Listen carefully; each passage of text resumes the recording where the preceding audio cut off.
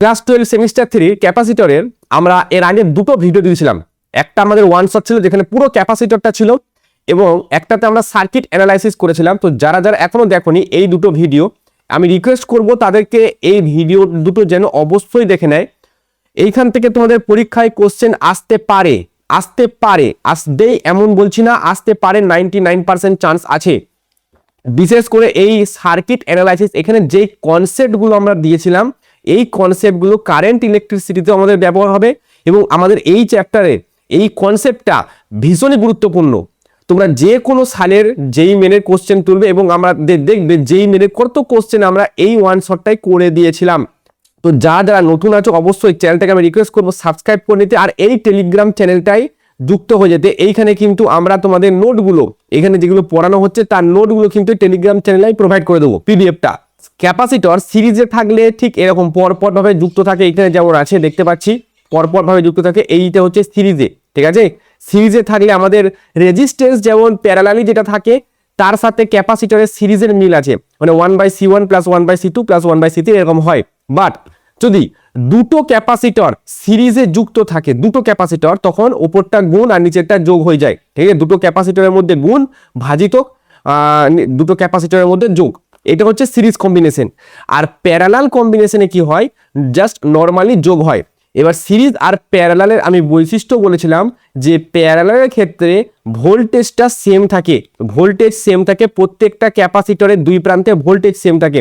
আর সিরিজের ক্ষেত্রে আমি কি বলেছিলাম, যে এখানে যে আধানটা যায় সে আধানটা প্রত্যেকটার মধ্যে আধান সমান থাকে। এটা ছিল সিরিজ আর প্যারালালকে চেনার একটা উপায় বা পার্থক্য, সেটা তোমরা বলতে পারো। একটা একটা করে আমরা সার্কিট নেবো আর সেগুলো সলিউশন করার চেষ্টা করব। আর প্রত্যেকটা এখানে যেগুলো আমরা নিচ্ছি সেগুলো কিন্তু আমাদের তোমাদের 60 বইটার যে চিত্রভিত্তিক প্রশ্নগুলি যেগুলো আছে সেখান থেকে ম্যাক্সিমাম গুলো সেখান থেকে তোলা, ঠিক আছে। প্রথম কোশ্চেন দেখো 48 নাম্বার কোশ্চেনটা, যেটা আমাদের চিত্রভিত্তিক কোশ্চেন যেগুলো আছে 60 বইটা, সেগুলো এখানে পি আর এদিকে কিউ। আমি এই মিডিল পয়েন্টে একটা বিন্দু ধরলাম, এই মিডিল পয়েন্টে ধরো আমি ধরলাম এক্স, ঠিক আছে। ওই মিডিল পয়েন্টে একটা বিন্দু ধরলাম এক্স। তাহলে এখন এইখানটা হচ্ছে আমাদের পি, আর এইখানটা ধরো আমাদের, আচ্ছা সরি, এইখানটা ধরো আমি ধরলাম পি, আর এই দিকটা ধরলাম আমি কিউ, আর এই উপরে একটা জায়গা ধরলাম যেটা আমি এক্স ধরলাম, ঠিক আছে। এইখানটা পি হলে এই পয়েন্টটাও পি, আর এইখানটা কিউ হলে এইখানটা কিউ, ঠিক আছে। এই পয়েন্টটা হচ্ছে পি, আর এইখানটাও কিউ, আর এই জায়গাটাও পিউ। কারণ মিডিলে কোনো ক্যাপাসিটর নাই, কোনো রেজিস্ট্যান্স নাই, বা কোনো ব্যাটারি এখানে নেই, ঠিক আছে। এইখানে আছে, সেজন্য এর দুই প্রান্তে দুটো পয়েন্ট আলাদা আলাদা হবে। এবার দেখো তাহলে পি আর কিউর মধ্যে প্রথম একটা ক্যাপাসিটর আছে C4। সো পি আর কিউর মধ্যে একটা ক্যাপাসিটর আছে যেটা হচ্ছে C4, ওকে। আচ্ছা, এবার এই পয়েন্টটা আর এই পয়েন্টের দিকে দেখো, পি আর এক্স এর মধ্যে একটা ক্যাপাসিটর আছে যেটা C2।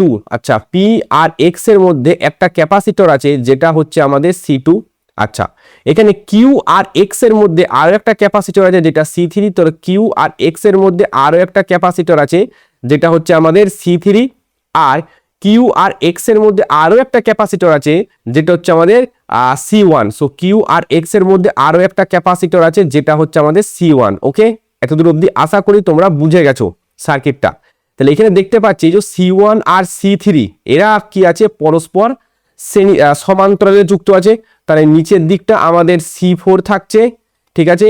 এই দিকটা আমাদের C2 যেমন আছে তেমন থাকছে, আর C1 আর C3 প্রত্যেকটা দেখো 18 মাইক্রোফ্যারাড। তাহলে এরা দুজনা পরস্পর কিসে যুক্ত আছে, প্যারালাল। সো প্যারালাল থাকলে জাস্ট নর্মালি আমরা এটাকে যোগ করে দেবো, ঠিক আছে। তো এইটা হয়ে গেল 36, এইটা আমাদের 18 আছে, আর এটাও আমাদের 18 আছে।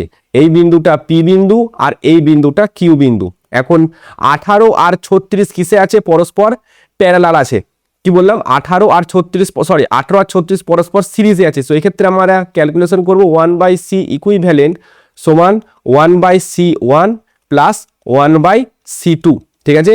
এখানে 1/18/1/36 করলে, সো এখানে আমি করলাম 1/18 প্লাস 1/36, ঠিক আছে, 36।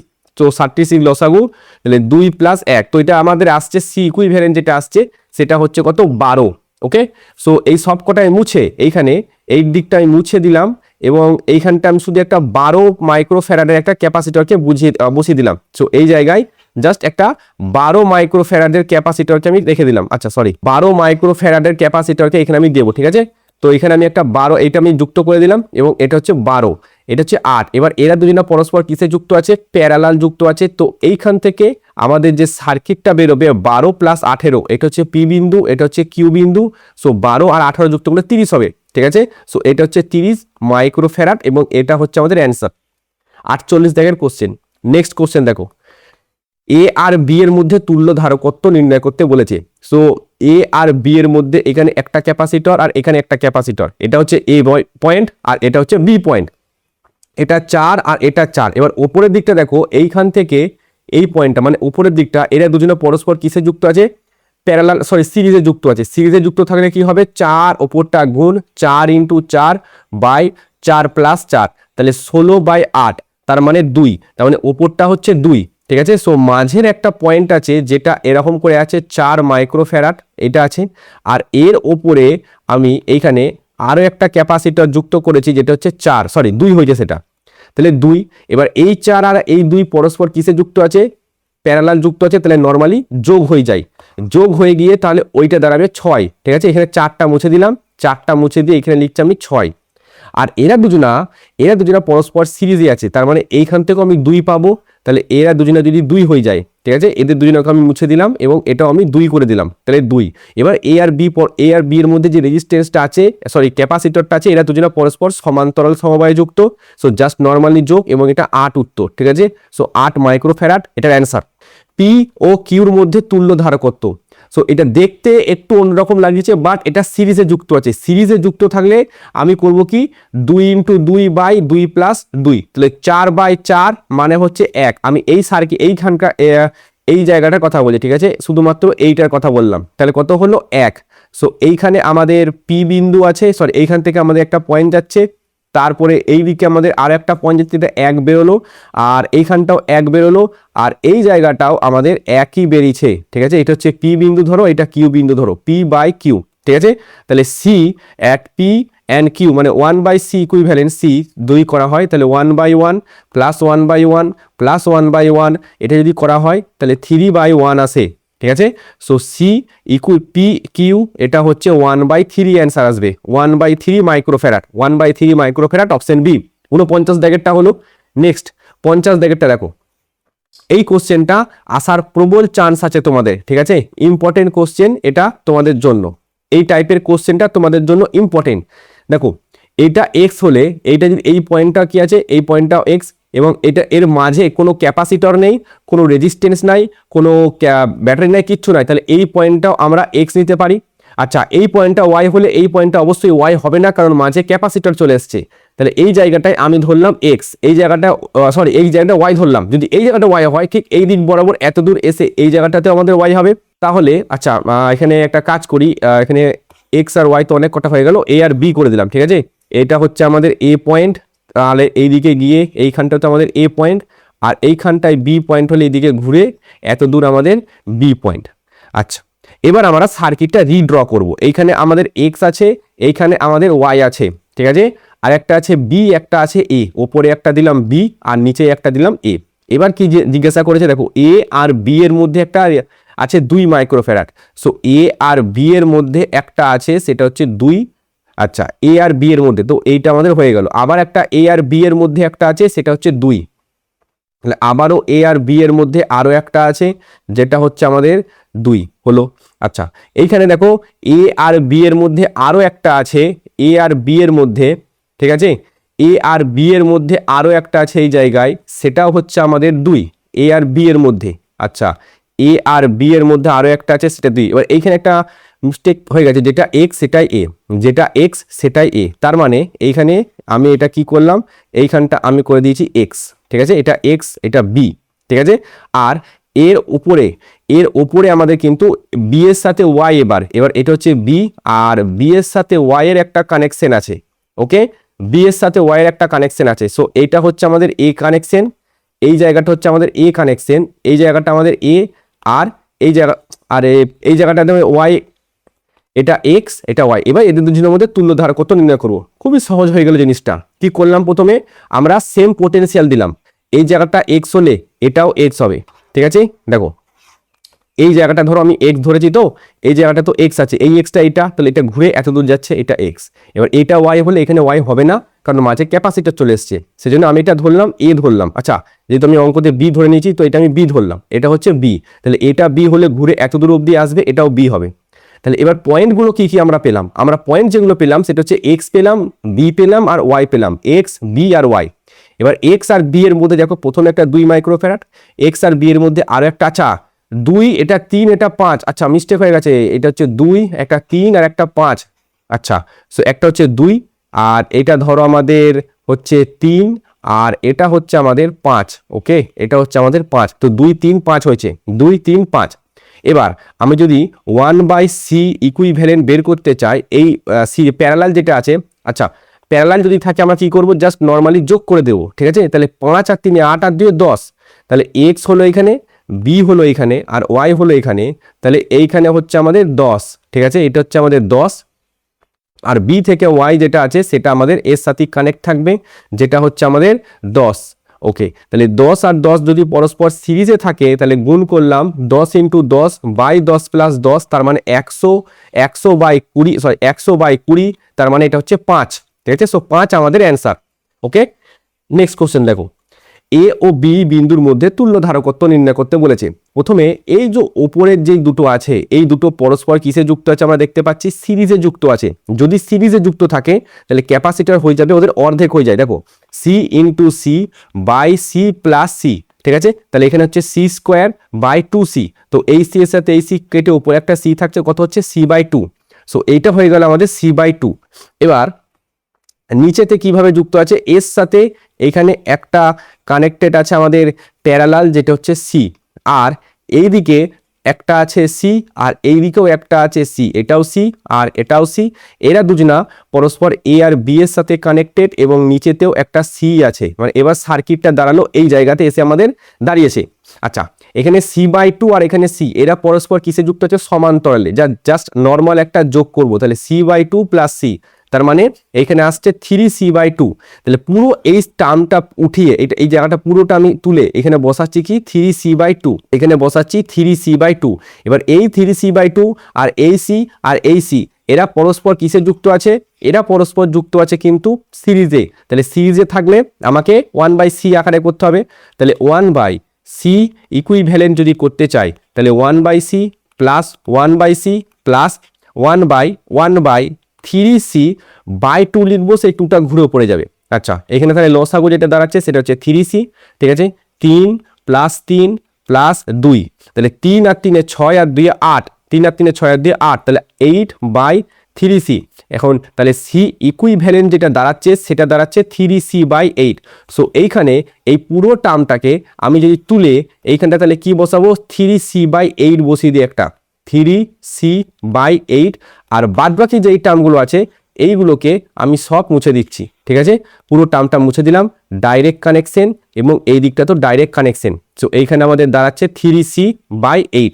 তাহলে 3c/8 আর এই সি, এরা দুজনা পরস্পর কিসে যুক্ত আছে, সমান্তরালে যুক্ত আছে। সমান্তরালে যুক্ত থাকলে জাস্ট নর্মালি একটা যোগ 3c/8 আর এখানে হচ্ছে সি, তাহলে নিচে 8 যদি লসাগু হয় তাহলে 3c প্লাস 8c, তাহলে হচ্ছে 11c/8। তো 11c/8 অপশন হচ্ছে আমাদের অপশন সি। আচ্ছা, ওকে, 34 নম্বর কোশ্চেন। নেক্সট কোশ্চেন দেখা যাক, সংস্থাটির তুল্য ধারকত্ব, ঠিক আছে। এই কোশ্চেনটা নিটেতে এসছে, ঠিক আছে। এই সেম কনসেপ্ট দিয়ে কোশ্চেন আমাদের যেই মেনে এসছে, এই কোশ্চেনটা ভালো করে করে রেখো। দেখো এখানে কি হয়, এখানে এইখান থেকে যে আধানটা আসে, ধরো কিউ আধান এলো, ঠিক আছে, এই আধানটা এই পয়েন্টে এসে দুটো রাস্তা, একটা এইদিকে রাস্তা একটা এইদিকে রাস্তা, ঠিক আছে। তখন আধানটা কি করে, এইখানে এসে এই শর্ট সার্কিট পাথটা আছে ডাইরেক্ট এই শর্ট সার্কিট পাথ দিয়ে বেরিয়ে চলে যায়, এই সি আধান দিয়ে যায় না। কেন যায় না, কারণ আধান বা কারেন্ট বলো, এরা সবসময় চায় এমন জায়গা দিয়ে যেতে যেখানে ওদের আটকানোর চান্স কম, ঠিক আছে। এইখানে যেমন সি আছে, এখানে আধানকে বেশি পরিশ্রম করতে হবে এক জায়গা থেকে আরেক জায়গায় যাওয়ার জন্য, মাঝে আবার ফাঁকা জায়গা আছে।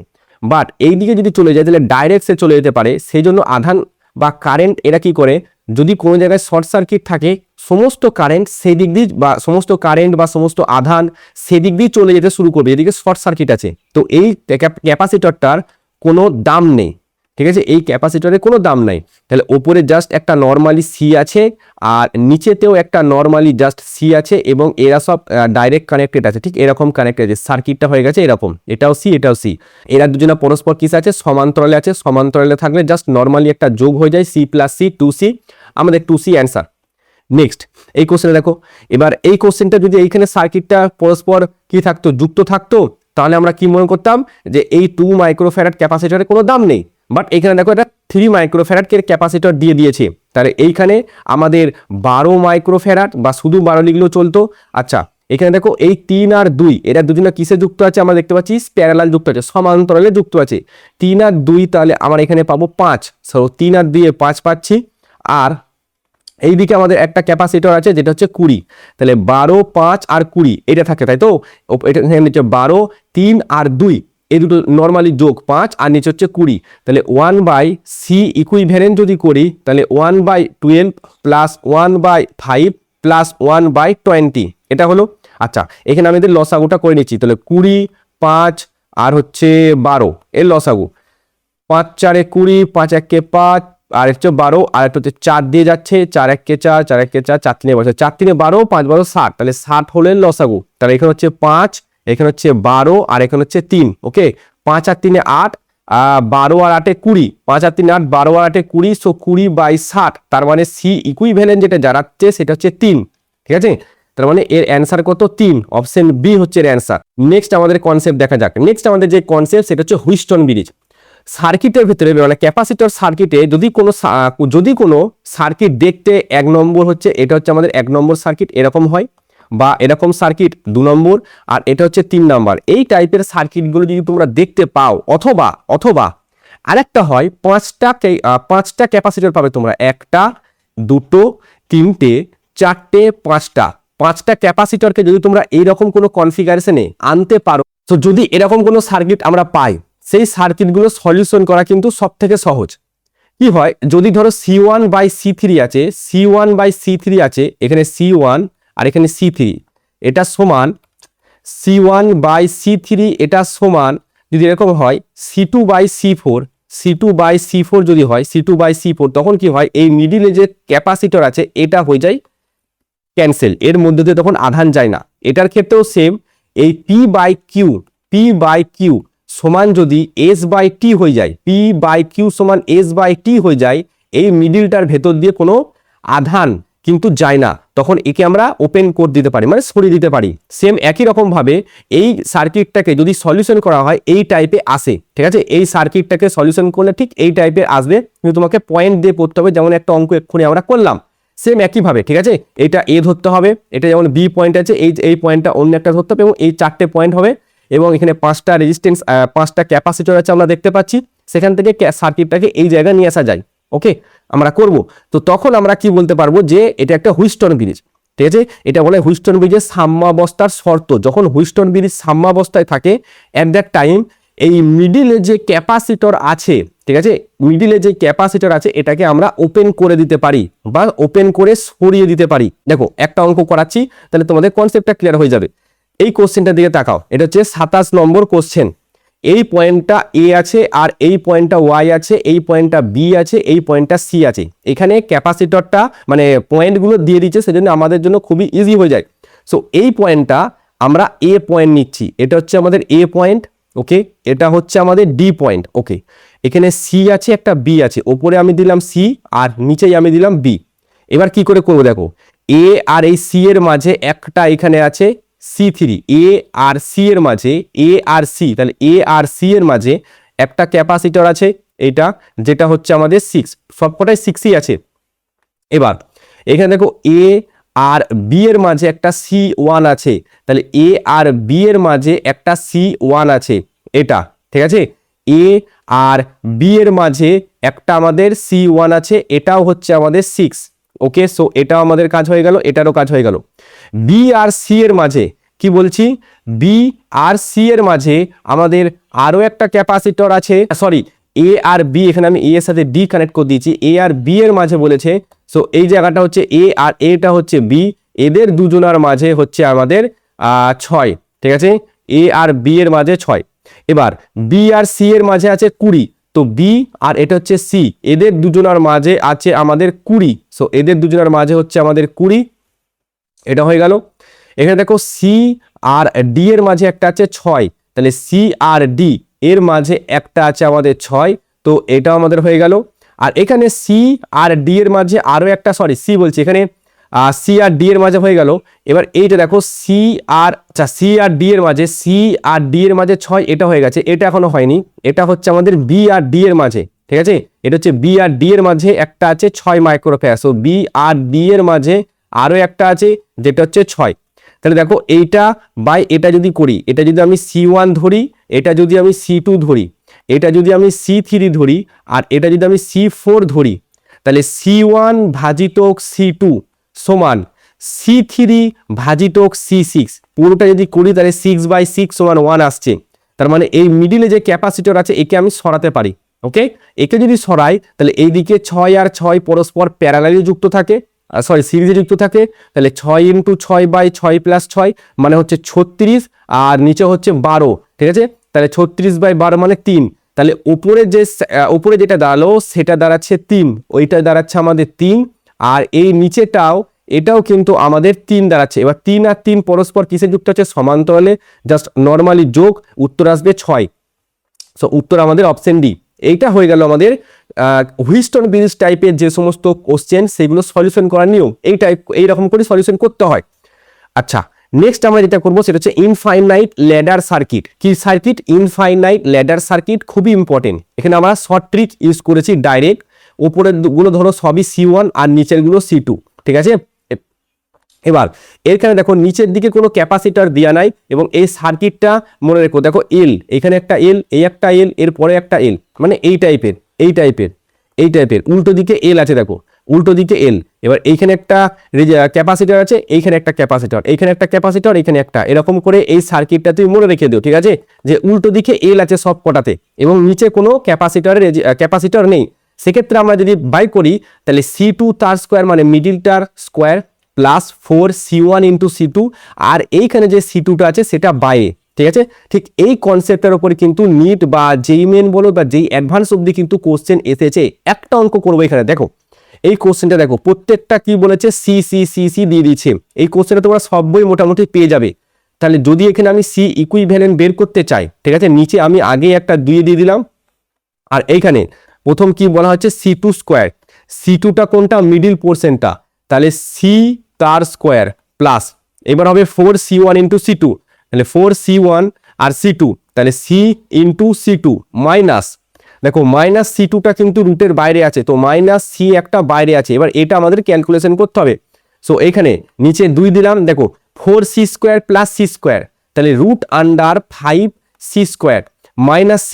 সো এখান থেকে আমি সিটা যদি বাইরে বেরোই, একটা C বাইরে বেরোবে, এবং সেই সিটাকে যদি আমি কমন নিই, এখান থেকে একটা C বাইরে বেরোবে, তাহলে এখানে পড়ে থাকবে √5 - 1/2। এটা হলো আমাদের অ্যান্সার। এই কোশ্চেনটা তোমরা বহু জায়গায় হতে পারে দেখেছো, তো এটা শর্ট ট্রিক হচ্ছে এইখান থেকে, মানে এইখান থেকে অ্যাপ্লাই করে কিন্তু এই জায়গাটাতে আসতে হয়। নেক্সট তোমরা দেখো, এর আরেক টাইপের হয় যেখানে তোমাদের নিচের দিকটায় দেখো সার্কিট দিয়ে দিয়েছে, নিচের দিকটায়, তার মানে এইবার হয়ে গেছে এই টাইপের, ঠিক আছে, প্রত্যেকটা টাইপ হয়ে গেছে এরকম, প্রত্যেকটা টাইপ নিচের দিকে ক্যাপাসিটর একটা করে চলে এসছে। সেক্ষেত্রে দেখো জাস্ট চেঞ্জ একটা জায়গাতে হয়েছে, 4-এর জায়গায় 2 হয়ে গেছে, আর কোনো চেঞ্জ হয়নি, ঠিক আছে। এইখানে যেখানে আমাদের 4C1 × C2 ছিল সেই জায়গায় 2C1 × C2 চলে এসছে। ওকে, তাহলে এইখানে ক্যাপাসিটর এই জায়গায় আর এই জায়গায়, 3টে জায়গায় আমাদের ক্যাপাসিটর থাকছে, ই এর মতো দেখাচ্ছে, 3টে জায়গায় আমাদের ক্যাপাসিটর থাকছে, ঠিক আছে, সি এর মতো দেখাচ্ছে, সি, এটা সি, এটাও সি।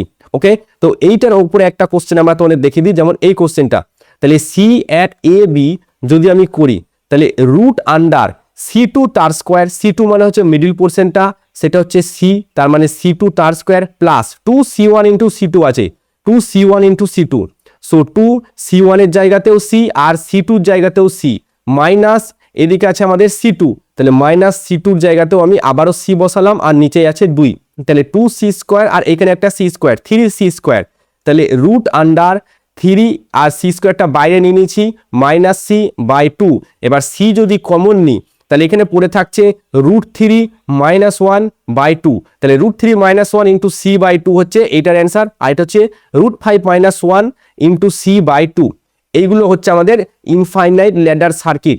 এবার এই সার্কিটটা দেখো, ধরো এরকম একটা সার্কিট দিয়েছে, প্রথমে একটা কানেক্টেড, তারপরে দুটো, তারপরে চারটে, তারপরে 8টা, তারপরে 16টা, তারপরে 32টা, তারপরে 64টা, এরকম কানেক্ট হয়ে গেছে। ঠিক আছে, এরকম না যে 1 2 তারপরে 3টে, তারপরে 4টে, এরকম না।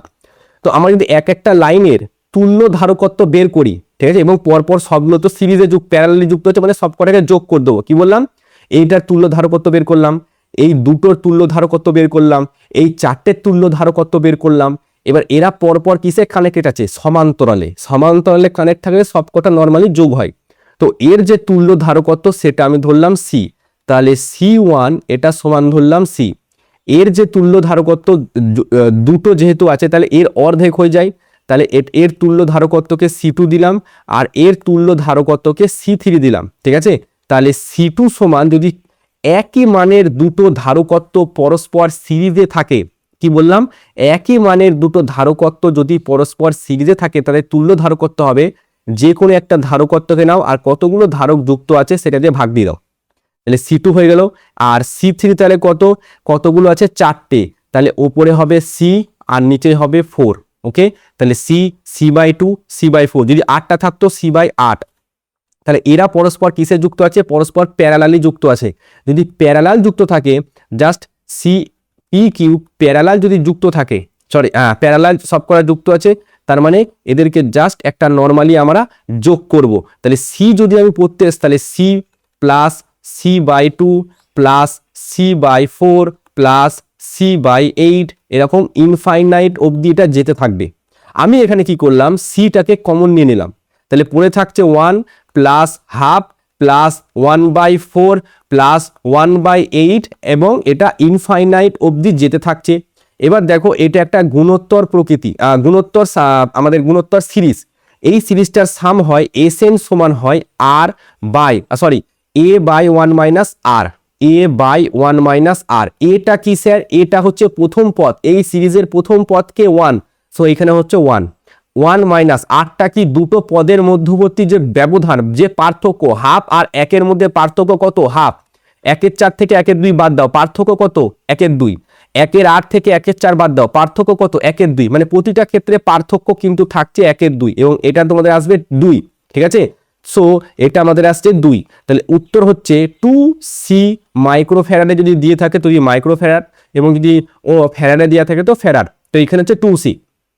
এতদূর অবধি গেল তোমাদের ক্যাপাসিটরের তুল্য ধারকত্ব নির্ণয়। ঠিক আছে, এখানে যে জিনিসগুলো করানো হয়েছে, যে কোশ্চেনগুলো করানো হয়েছে, প্রতিটা কোশ্চেন দেখবে কোনো না কোনো পরীক্ষায় তোমাদের এসছে। 60 বইয়ের সমস্ত ইম্পর্টেন্ট এবং যেগুলো কঠিন আছে সেগুলো আমি নিয়ে তোমাদের সলিউশন করে দিয়েছি। ঠিক আছে, এবার তোমরা এই নোটটা এই টেলিগ্রাম চ্যানেল থেকে কালেক্ট করে নিও। ঠিক আছে, আর অবশ্যই চ্যানেলটাকে সাবস্ক্রাইব করে দিও। ঠিক আছে।